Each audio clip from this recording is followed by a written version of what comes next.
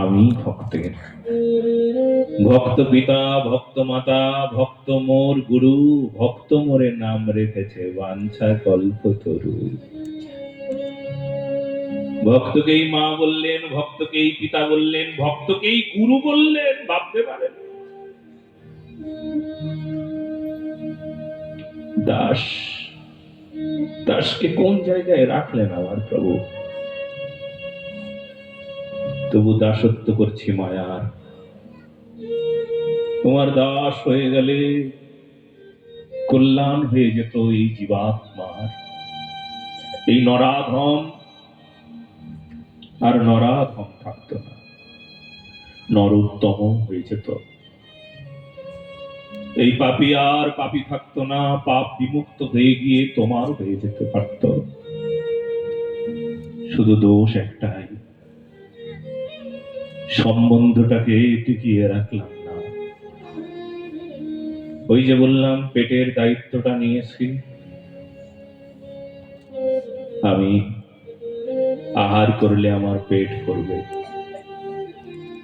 আমার সুখের জন্য আমি এই কাজগুলো করি। ব্যাস হয়ে গেল।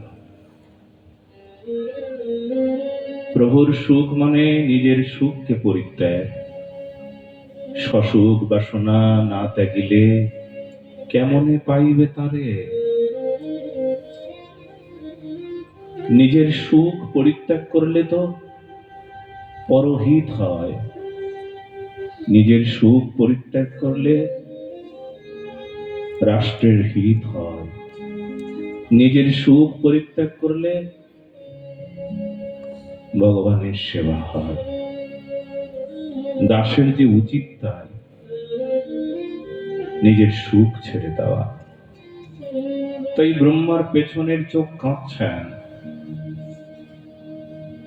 কারণ সামনের চোখ দুটো দিয়ে ভগবানকে দেখছেন, পেছনের চোখ বলছে আমরা দেখতে পাবো না গো, আমরা চিরকাল পেছনে থাকি। বহির্মুখ, যেমন আমি, যেমন আমার দশা। ভগবান যেই দিকে আছে তার উল্টো দিকে মুখ করে আমি দাঁড়াই।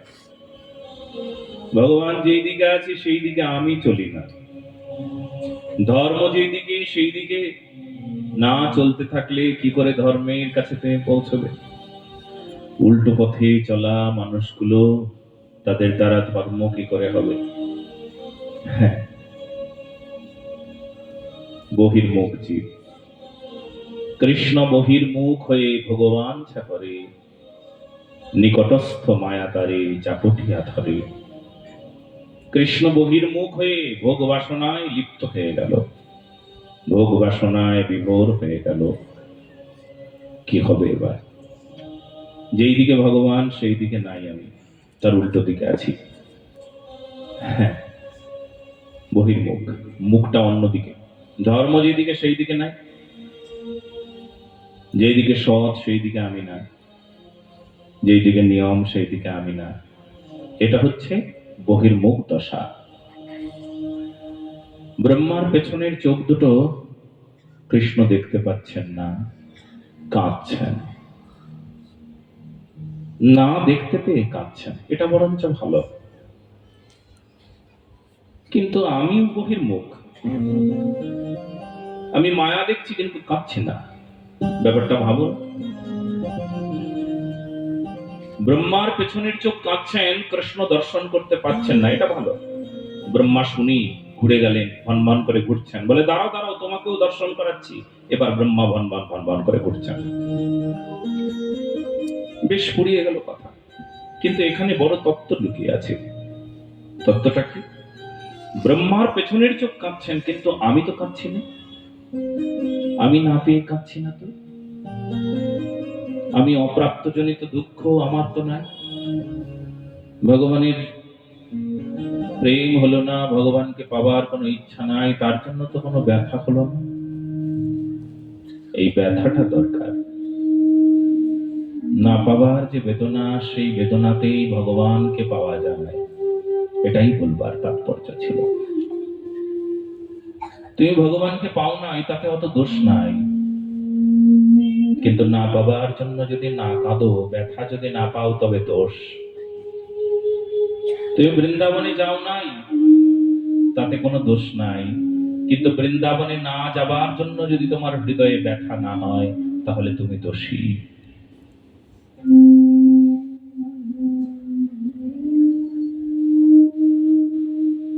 তোমার প্রেম হলো না, তাতে দোষ নাই, কিন্তু প্রেম না হবার জন্য যদি বেদনা না হয়, তবে তোমার দোষ আছে।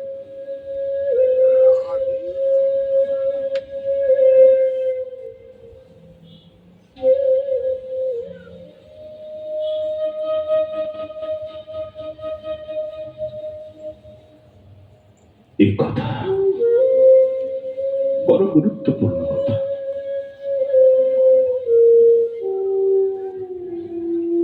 অনেক কিছু কথাই বলা যায় না, বলা হয়ে ওঠে না। আমার ভগবান তার আবির্ভাবে নন্দালয়ে নন্দ উৎসব হচ্ছে। এইবার ব্রাহ্মণদের দান করতে চলেছেন নন্দ মহারাজ।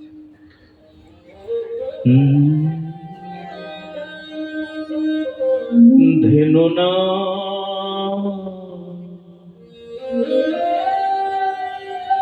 নিয়তে প্রাদা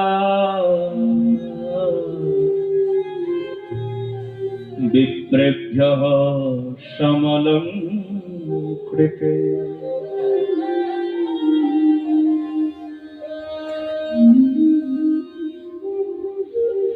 ধেনু নাম নিয়তে প্রাদা। নন্দ মহারাজ ধেনু দান করলেন। কতগুলো ধেনু? 20 লাখ। কতগুলো? নন্দ মহারাজের আছে কয় লাখ ধেনু? 9 লাখ। যার 9 লাখ আছে সে 20 লাখ কি করে দান করে?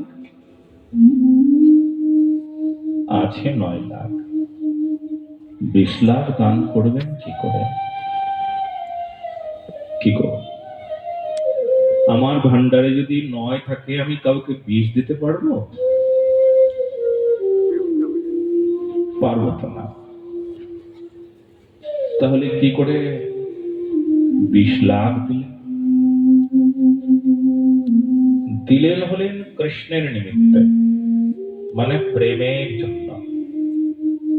যে স্থান প্রেমের, সেই স্থানে দান করলে বা মাইনাসে প্লাস হয়ে যায়, ওখানে বিয়োগে যোগ হয়। প্রেমের ক্ষেত্রে বিয়োগ করলে যোগ হয়, আর সংসারের ক্ষেত্রে বিয়োগ করলে কমে যায়, বিয়োগ করলে বিয়োগ হয়। সহজ করে বলি, সংসারে যদি আপনি কাউকে কিছু দেন, তাহলে সেটা কমে যাবে, আপনার ভান্ডারে ধীরে ধীরে কমবে। আর যদি প্রেমের জন্য বা প্রেমের ভান্ডার থেকে যদি আপনি কাউকে কিছু দেন, তবে সেটা কমবে না, বরঞ্চ ভান্ডারে আরো বাড়তে থাকবে। বলো না গো রাধে রাধে। সম্ভব এটা। আমরা ম্যাথমেটিক্সে কি পড়েছি? মাইনাসে মাইনাসে কি পড়েছি? প্লাস পড়েছি। বিয়োগে বিয়োগে যোগ করেছি আমরা। দুটো বিয়োগ এক করলে কি হয়? যোগ হয়। মাইনাস একটা মাইনাস, প্লাস হয়ে গেল। দুটোই বিয়োগ। বিয়োগে যদি যোগ করতে হয়, তাহলে বিয়োগটাকে আসলে ভালো করে বুঝে নিতে হবে। কেমন বিয়োগ হলে আজও যোগ হয়, আজও বৃত্তি হয়? বিয়োগ দুটো জায়গায়, একটা অন্তরের বিয়োগ, একটা বহির বিয়োগ। বাইরের বিয়োগটা আমরা সবাই দেখতে পাই, কিন্তু অন্তরের বিয়োগটা হলো তার হয় যার প্রেম হয়। বলো না গো রাধে রাধে। অন্তরের বিয়োগ কেবলমাত্র প্রেমিকের হয়। অন্তরের বিয়োগ কখনো কোনো সময় কার হয় না? যে প্রেমিক নন, তার কোনো অন্তরের বিয়োগ নাই। অন্তরের তিতিক্ষা বৈরাগ্য অন্তরে হবে। বাইরে কান্নার মানুষ আছে, বাইরে চোখের জল ফেললো, এইরকম কান্না করবার মানুষ হাজারো পাবো, লক্ষ পাবো, কোটি পাবো। অন্তরে কাঁদবার মানুষ কোটির মধ্যে কোটি কয়েক পাবো, ভেতরে কাঁদে।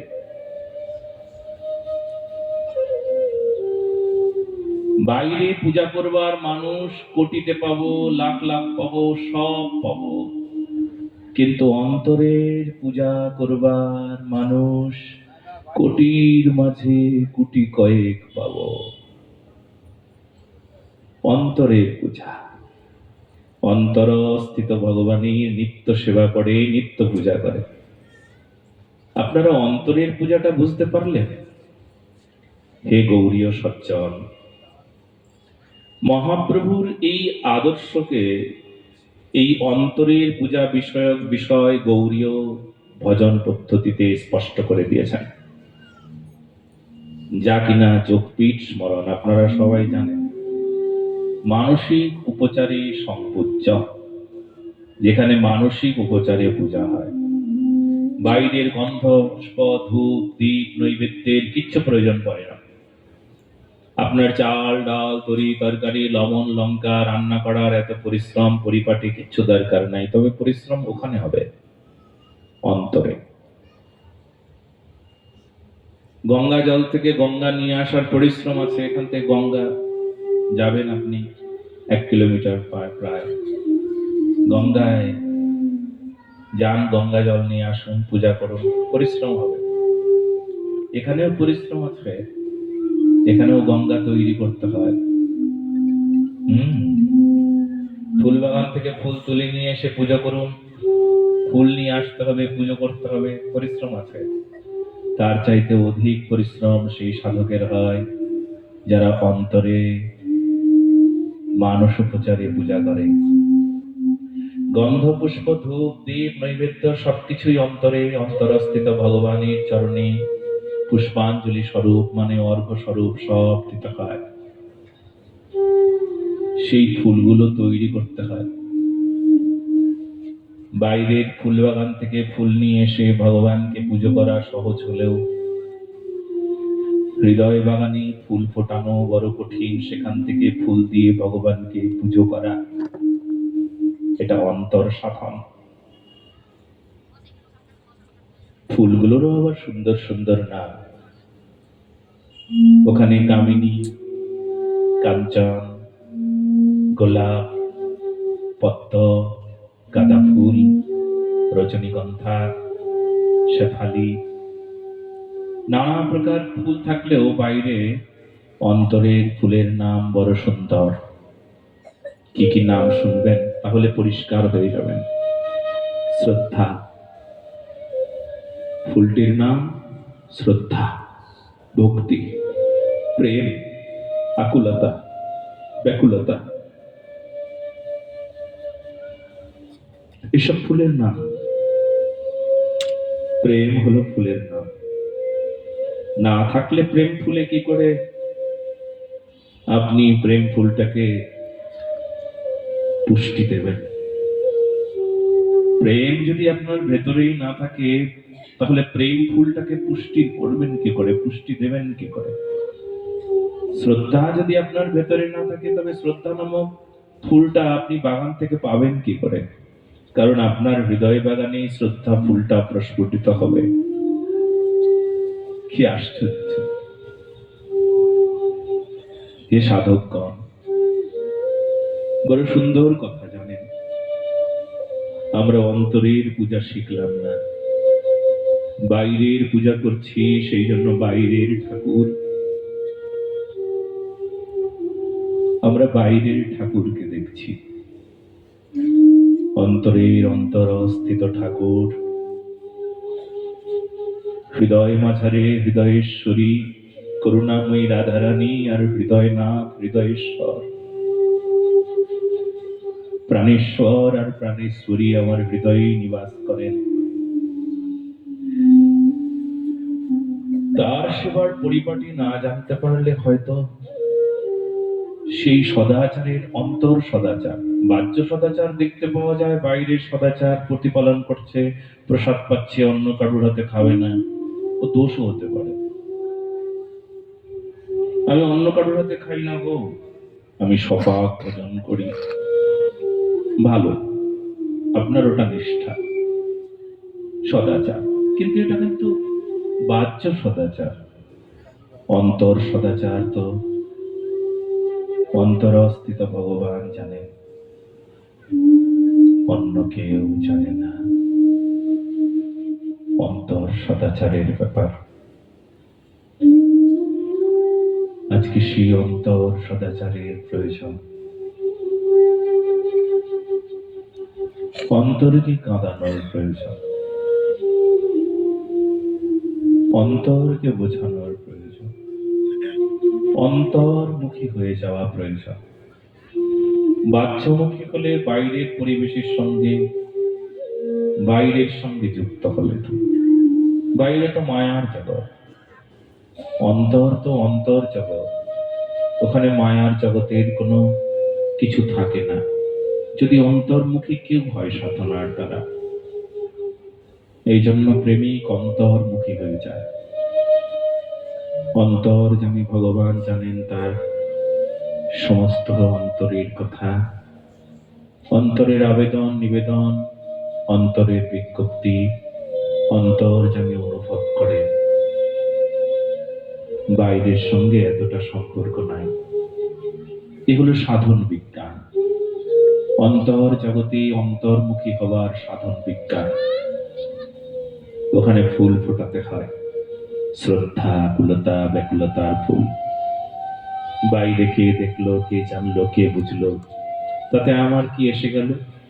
আমার কি জানানোর প্রয়োজন আছে? আমি কেন জানাতেই যাব? যদি জানাই অন্তরের এই সম্পদের কথা, তবে চুরি হয়ে যাবে। অহংকার নামক বিষয়, ওই অহংকার, অহংকার বড় মারাত্মক একটা চোরের নাম। কাম ক্রোধ লোভ মোহ বড় ভয়ঙ্কর ভয়ঙ্কর ডাকু চোর এরা। কোন সময় এসে চুরি করবে কে জানে? চোর ডাকাত তো সম্পদ দেখলেই উকি ঝুঁকি মারে আর সম্পত্তি চুরি করে নিয়ে চলে যাবে।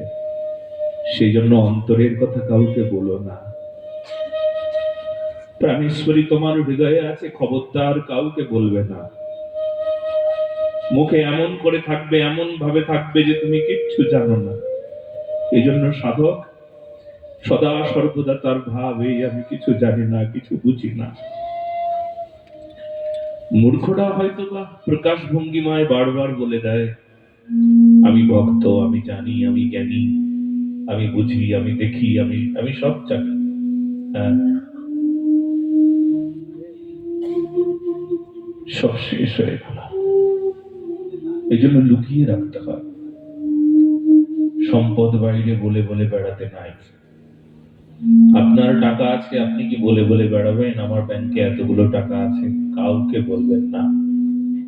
একই রকম ভাবে প্রেম সম্পদ লুকিয়ে রাখার বিষয়, কাউকে বলতে নাই। বললে হারিয়ে যায়, বললে হারিয়ে ফেলবে। এই জন্য অন্তরের সঙ্গে বড় সম্পর্ক রাখতে হয়। অন্তর যাবে ভগবান আজ অন্তরের সঙ্গে যুক্ত হবে। বেশ, খুব মন দিয়ে শুনতে হবে। নন্দ মহারাজ ধেনু দান করলেন 20 লাখ। আবার মনে করিয়ে দিই, প্রেমের রাজত্বে বিয়োগ করলে আসলে যোগ হয়। প্রেমে বিয়োগে যোগ হয়। মহাপ্রভু বললেন বিয়োগ শব্দেই মানে ত্যাগ। মহাপ্রভু গম্ভীরার সেই ছোট্ট প্রকোষ্ঠে ত্যাগের কথাই সেই দিন বলছিলেন। বিনা সর্বত্যাগা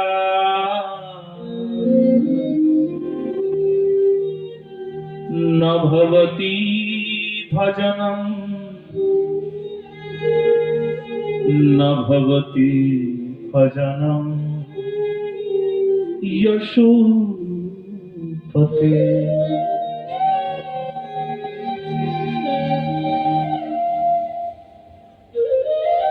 বিনা সকল কিছু ত্যাগ না করলে কে পেয়েছে ভগবানকে? এই যে মাইনাসটাই মানে হলো ত্যাগ, মাইনাসে মাইনাসে প্লাস। তবে মাইনাসটা বাইরের মাইনাস নয়, ও তো সহজ। বাইরে ত্যাগ করা সহজ, অন্তরে ত্যাগ করা কঠিন। বাইরে আমি ত্যাগ করে দিয়েছি, সংসার ত্যাগ করেছি, হ্যাঁ, অন্তরে সংসারকে পুষে রেখেছি। অর্থ লাভ এই আসে, কপট বৈষ্ণব বেশে, ভ্রমিয়া বেড়াই ঘরে ঘরে। কপটতা তাহলে মুখে ত্যাগ করলাম, মুখে ত্যাগ করা তো সহজ, অন্তরে ভোগ করছি। মুখে ত্যাগ করছি, অন্তরে ভোগ করছি। অন্তরে ভোগ বাসনা বিপুল,